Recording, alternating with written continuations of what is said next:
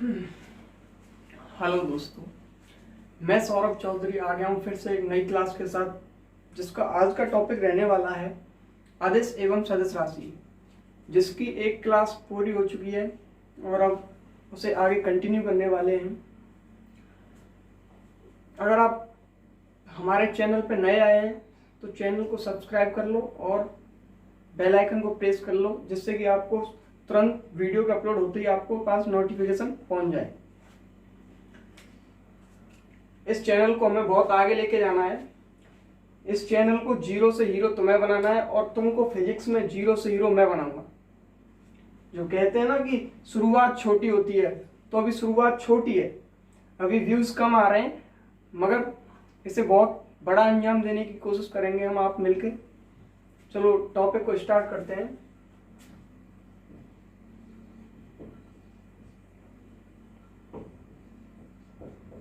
अदिश एवं सदिश राशि।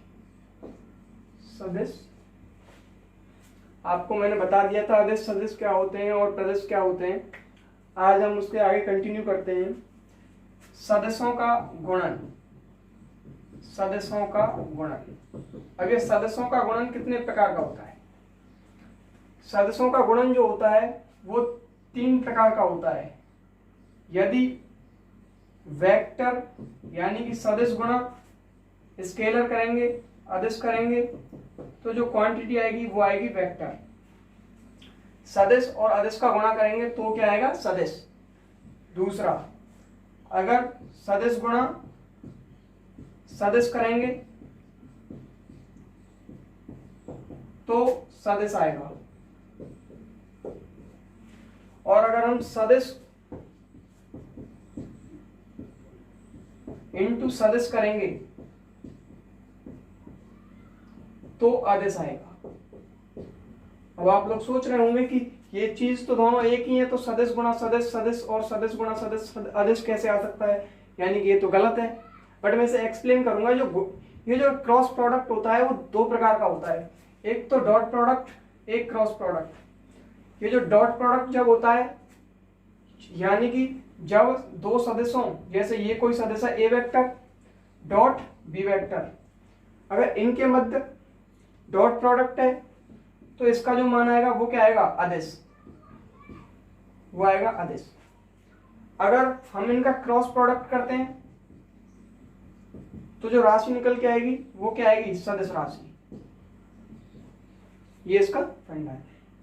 यानी कि अब इनको मैं आपके लिए एक्सप्लेन करके बताता हूं कि कैसे वेक्टर इंटू स्केलर वेक्टर आएगा, सदिश इंटू सदिश सदिश, सदिश इंटू सदिश अदिश कैसे आएगा। तो सबसे पहले हम देखते हैं vector into scalar. Vector and scalar के लिए हम कोई सदिश राशि मान लेते हैं। A vector is equal to दे रखा है 2i cap plus 3j cap plus 4k cap.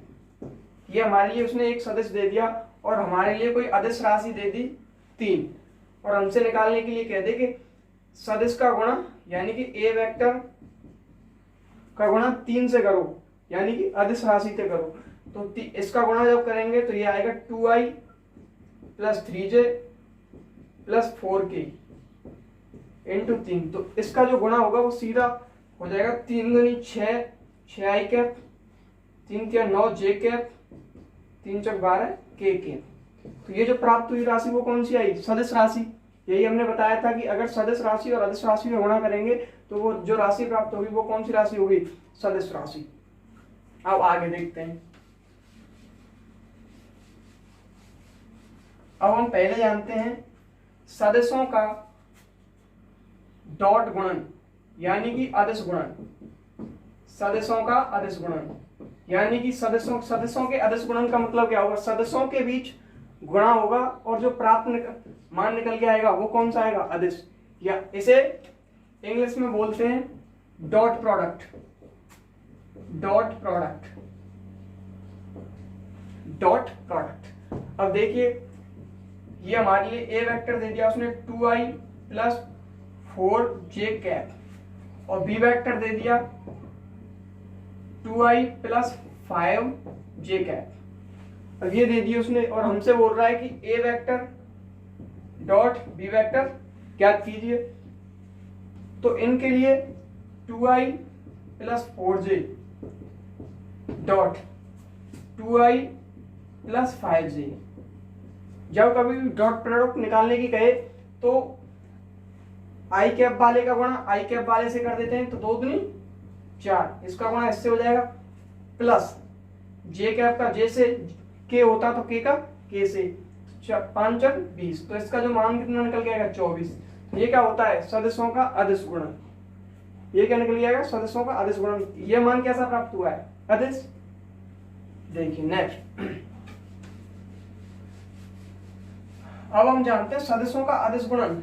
अगर हमसे बोल दे कि ये कोई सदिश ए वेक्टर है और ये कोई सदिश बी वेक्टर है और इनके बीच कोण थीटा दे दिया उसने, और हमसे कह दे कि ए वेक्टर और बी वेक्टर का अदिश गुणन ज्ञात करो या फिर डॉट प्रोडक्ट ज्ञात करो, तो जो सदिशों का जो अदिश गुणन होगा वो इनके परिमाण के ए का परिमाण गुणा, तो इनका क्रॉस प्रोडक्ट कैसे निकालते हैं अदिश गुणनफल मैंने बता दिया। A vector dot B vector is equal to mod of A mod of B cos theta, यानी कि दोनों के परिमाण के और उनकी बनने वाले कोण की कॉस जाके गुणनफल के बराबर होता है। अब ये जो क्रॉस प्रोडक्ट होता है, क्रॉस प्रोडक्ट डॉट प्रोडक्ट जो अदिश गुणनफल होता है वो क्रम विनिमय नियम का पालन करता है। क्रम विनिमय नियम का पालन करता है। कैसे?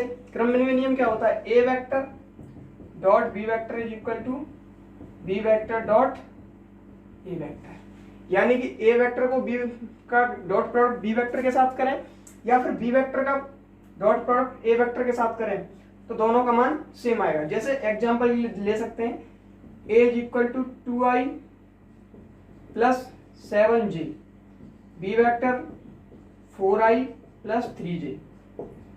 तो मैंने क्या बताया था कि इनका a vector dot B vector निकालेंगे तो i का i से गुणा, 4 दूनी 8 प्लस j का j से गुणा, k होता तो k का k से गुणा कर, 7 3 21। अब ये तो हो गया 29 8 वेक्टर डॉट बी वेक्टर। अब मैं ये बोलूं B vector dot A vector निकालिए, B vector dot A vector निकालिए, तो 4 दूनी 8 3 7 21, यानी कि वही मान आएगा। इसमें कोई संदेह वाली बात नहीं है, ये क्रम विनिमय नियम का पालन करता है। अब वो हमसे आगे एक क्वेश्चन दे दे, कंडीशन दे दे कि यदि A vector is equal to B vector है तो A vector dot B vector is equal to A vector, ये दोनों आपस में बराबर हैं, A vector is equal to B vector है, तो इनका जो क्रॉस प्रोडक्ट आएगा वो क्या आएगा? ए वेक्टर बी वेक्टर के बराबर है तो बी की जगह हम क्या लिख सकते हैं? ए वेक्टर लिख सकते हैं। तो इसका परिमाण क्या होगा? मॉड ए। इसका क्या होगा? मॉड ए। अब जब दोनों परिमाण समान है, यानी कि दोनों सदिश समान है, तो उनका जो परिमाण भी समान होगा और उनकी डायरेक्शन भी सेम होगी। ए वेक्टर भी यही है और बी वेक्टर भी यही है, तो इन दोनों के बीच एंगल कितना बनेगा? 0 डिग्री का। तो cos 0 का मान क्या होता है? 1, और इसे क्या लिख सकते हैं? a इंटू 1, तो ये क्या आ जाएगा? a square. ये कंडीशन दे दे तो A vector dot A is equal to आएगा a स्क्वायर, यानी कि उनके परिमाण का वर्ग। अब आगे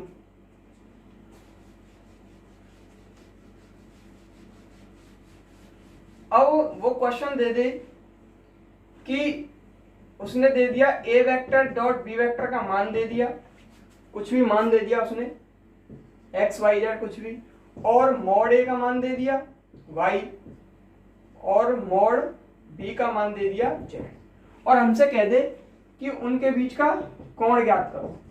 तो कैसे निकालेंगे? वही उसका formula, A vector dot B vector is equal to A B cos theta. तो A vector dot B vector उसने क्या दे रखा है?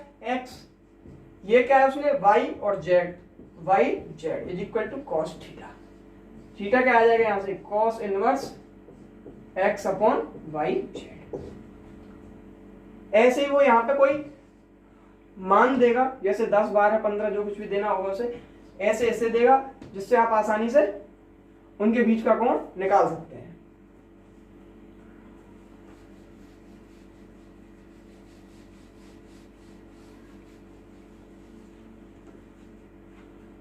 अब वो एक क्वेश्चन दे दे कि ए वेक्टर और बी वेक्टर दोनों एक दूसरे के लंबवत हैं, दो सदिश जो एक दूसरे के लंबवत हैं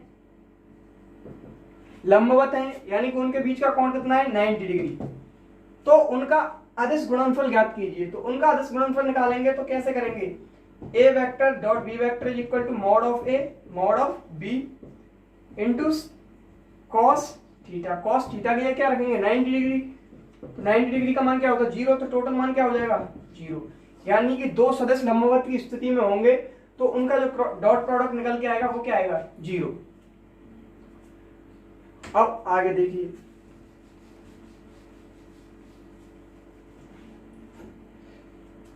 अभी तो कॉन्सेप्ट की क्लास, कॉन्सेप्ट के साथ साथ क्वेश्चन करा रहा हूं, इसके अलावा इसके क्वेश्चन जो होंगे वो अलग से 100 क्वेश्चन पर टॉपिक की एक सीरीज चल रही है, जिसमें मात्रक एवं विमा के 100 क्वेश्चन में अपलोड कर चुका हूं, और इसके अदिश एवं सदिश राशि के भी 100 क्वेश्चन इस टॉपिक के कंप्लीट होते ही अपलोड कर दिए जाएंगे।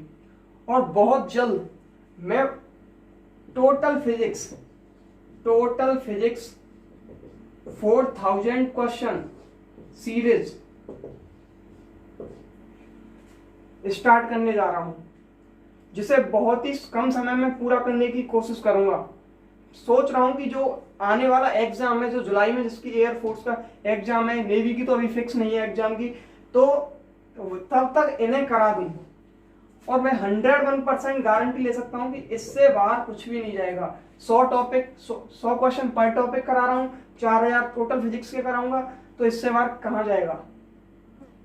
हाँ, एक क्वेश्चन नए नए कंसेप्ट के साथ। कह तो रहे हैं कि अभी तो मोहब्बत का आगाज है, अभी तो मोहब्बत का अंजाम होगा। अब वो मोहब्बत आपको एयरफोर्स से है तो आप आगाज कर चुके हैं उसके लिए, अब अंजाम देना है आपको, तैयारी करो जोरदार। देखिए अब निकालते हैं लंबवत एकांक सदिश, लंबवत एकांक सदिशों का अदिश गुणनफल, अदिश गुणनफल। लंबवत एकांक सदिशों का अदिश गुणनफल क्या होता है। लंबवत एकांक सदिश मैंने बताए थे, ये एक्स अक्ष, ये वाई अक्ष, जेड अक्ष। तो एक्स अक्ष की दिशा में जो एकांक सदिश लिया गया था वो क्या लिया गया था आई कैप, वाई की दिशा में जे कैप, और जेड की दिशा में के कैप। ये तीनों क्या है लंबवत सदिश हैं, लंबवत सदिश हैं, तो इनके बीच जो एंगल बनेगा वो कितना बनेगा 90 डिग्री। ये लंबवत है तो 90 डिग्री का बनेगा। तो अब मैं निकालूं आई और जे का, आई वेक्टर डॉट जे वेक्टर, तो ये क्या निकल के आएगा मॉड ऑफ आई। आई क्या है एकांक सदिश है, इसका परिमाण क्या होगा 1, और जे भी क्या है एकांक सदिश, तो इसका मान भी 1 होगा। और कॉस थीटा कॉस 90 डिग्री, तो ये क्या हो जाएगा 0। तो इन दोनों का जो डॉट प्रोडक्ट आएगा वो क्या आएगा 0। इसी प्रकार आई जे के आई इनका निकालेंगे तो सबका 0 आएगा। अब हमसे कहे कि आई वेक्टर डॉट आई वेक्टर ज्ञात करो, तो आई वेक्टर डॉट आई वेक्टर, यानी कि मैंने अभी आई कैप लिख दिया, हाँ कोई दिक्कत नहीं है। A vector dot A vector जब हमने किया था तो मान क्या निकल के आया था ए स्क्वायर, तो इसका जो मान निकल के आएगा वो क्या आएगा आई स्क्वायर। तो आई का मान कितना होता है 1, वही आएगा। एक्सप्लेनेशन देख लीजिए, mod of I dot mod of I, angle कितना है, जो आई वेक्टर यही है और यही एक और बार ले रहे हैं इसे, तो इनके बीच एंगल कितना बन रहा है 0 डिग्री। तो cos 0 का मान 1, तो इसका जो मान आएगा वो क्या आएगा 1। इसी प्रकार जे डॉट जे करें, के डॉट के करें, तो उसका मान क्या निकल के आएगा 1 ही निकल के आएगा।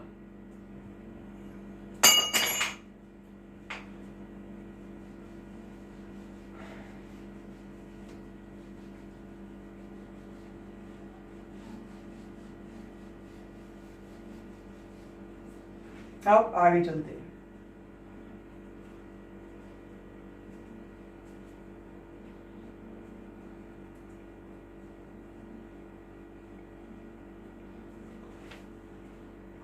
अब हम इसके थोड़े से क्वेश्चन कर लेते हैं अदिश गुणन के ऊपर। क्वेश्चन, उसने क्वेश्चन दे दिया, माना A vector is equal to I cap plus J cap है। ये कोई सदिश राशि दे दी उसने और हमसे कह रहा है एक्स अक्ष के साथ कोण ज्ञात करो। एक्स अक्ष के साथ कोण, एक्स अक्ष के साथ कोण बताओ। हमसे कह रहा है एक्स अक्ष के साथ कोण बताओ।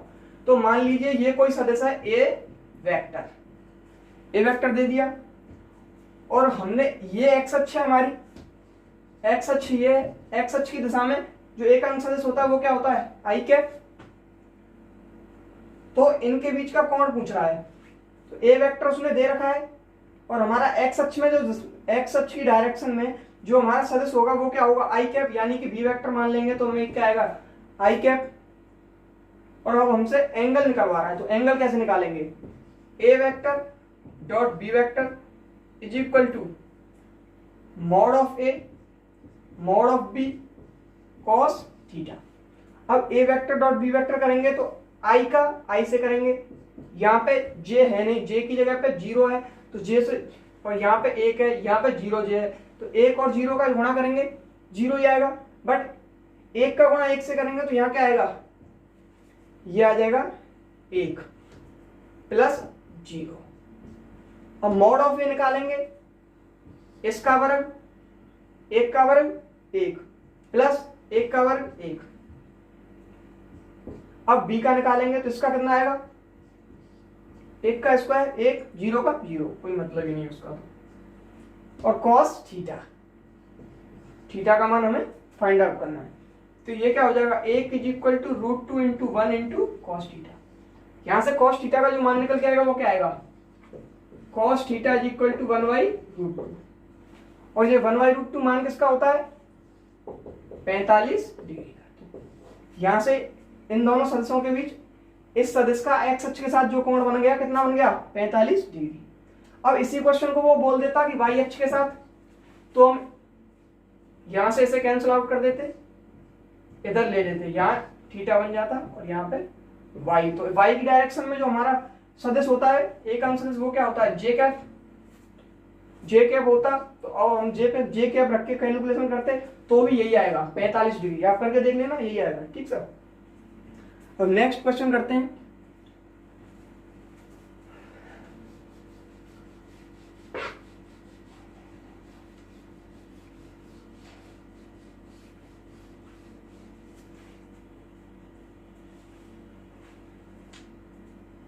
क्वेश्चन दे दिया उसने हमें, A vector dot B vector is equal to zero और दे दिया A vector dot C vector is equal to zero.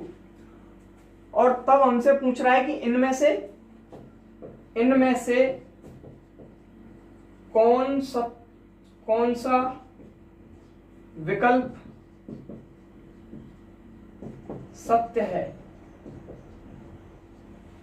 Option number A दे दिया उसने कि B vector is equal to C vector. Option number B बोल दिया उसने B vector does not equal C vector. C option बोल दिया उसने B vector समांतर सी वेक्टर।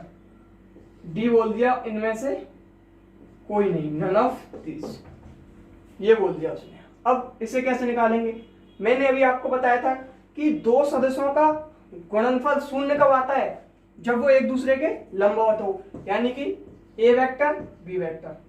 तो इसके बीच का एंगल क्या बन गया, 90 डिग्री। 90 डिग्री बन गया,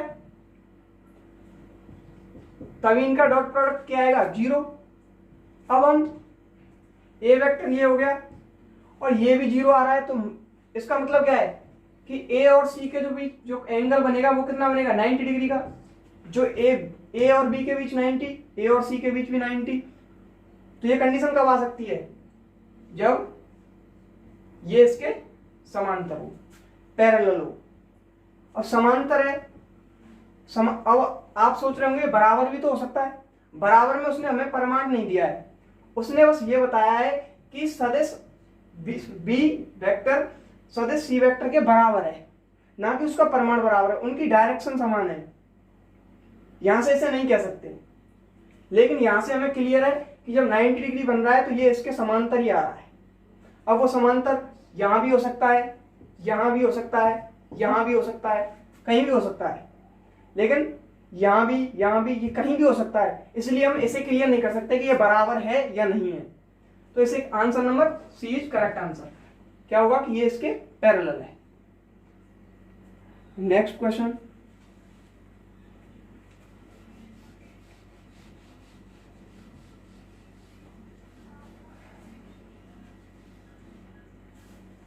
नेक्स्ट क्वेश्चन कौन सा है? यदि A vector dot B vector is equal to दे दिया उसने 0, वही A vector dot C vector दे दिया उसने 0, और हमसे उसने कह दिया कि इस बार ये जो बी वेक्टर तथा सी वेक्टर जो है वो समांतर नहीं है, समांतर नहीं है, नहीं है, ये समांतर नहीं है। और हमसे पूछ रहा है तो बताइए ए वेक्टर किसके समांतर है? किसके समांतर है? समांतर है। तो ये किसके समांतर है? ऑप्शन देखिए, बी वेक्टर के, option number B C vector के, option number D B vector dot C vector के, option number C, option number D B vector cross C vector के।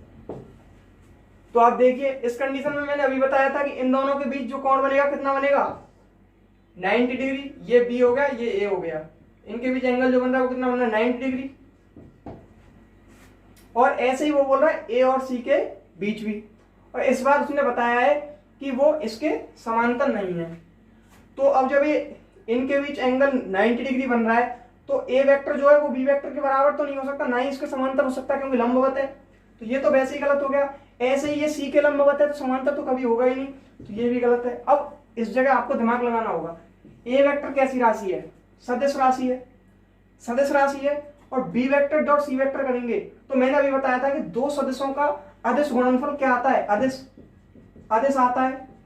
लेकिन ये क्या है? एक सदिश राशि, ए वेक्टर तो सदिश राशि है, तो ये इसके समांतर तो हुआ ही नहीं क्योंकि ये अदिश राशि, ये सदिश राशि है। बचा क्या? B vector cross C vector, जो कि ये क्या है? सदिश राशि है। ये यहाँ पे इसका क्रॉस प्रोडक्ट है, और क्रॉस प्रोडक्ट जब भी होता है तो यहाँ जो मान निकल के आता है वो एक सदिश राशि निकल के आती है। तो यहाँ से option number D is correct answer. आज के लिए इतना ही। अगर आपको मेरे द्वारा पढ़ाए गए सभी क्वेश्चन समझ में आ रहे हैं और मेरे द्वारा बताए हुए कंसेप्ट अच्छे लग रहे हैं और आप ऐसे आगे कंटिन्यू करना चाहते हैं तो मेरे चैनल को सब्सक्राइब करो और बेल आइकन को प्रेस करो और अपने दोस्तों में शेयर करो।